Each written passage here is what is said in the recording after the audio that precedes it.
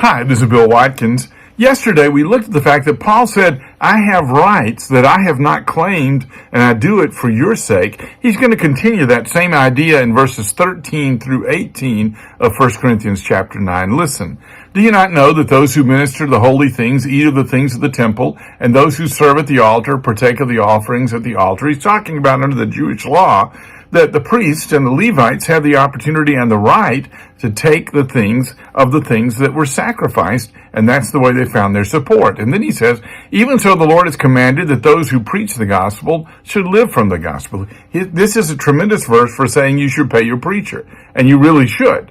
But go on and listen to what he says. But I have used none of these things, nor have I written these things that it should be done so for me. For it would be better for me to die than that anyone would make my boasting void. For now this is important. Paul said, one of the things I have to boast about is that I never take money from you, that I don't preach this gospel. I support myself while I do it. Now listen, for if I preach the gospel, I have nothing to boast of, for necessity is laid upon me. Yes, woe is me if I do not preach the gospel. For if I do this willingly, I have a reward. But if against my will, I've been entrusted with the stewardship. What is my reward then? That when I preach the gospel, I may present the gospel without charge, that I may not abuse my authority in the gospel. He says, I don't want, when I'm establishing a church, for that church to have to pay me. And so that's my boasting. He said, I don't boast about preaching. You know why?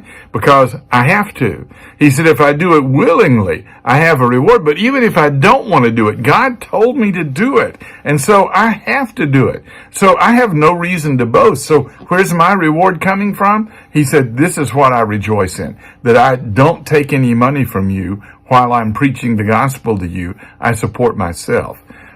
Here's the amazing thing. Woe is unto me if I do not preach the gospel.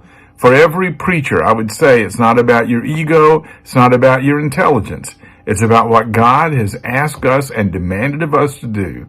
Preach the gospel. Never be embarrassed by it. Never be ashamed of it. And never stop doing it. Thanks for watching.